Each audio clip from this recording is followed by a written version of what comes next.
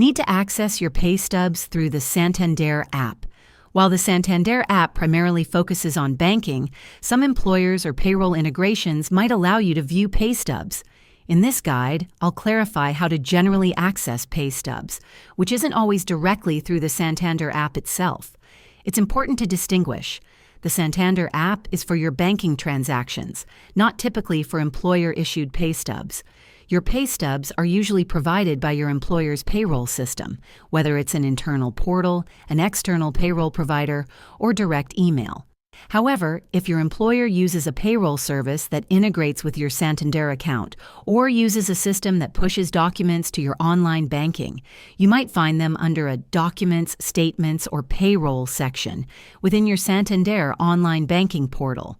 Finally, the most reliable way to get your pay stubs is to contact your employer's HR or payroll department directly.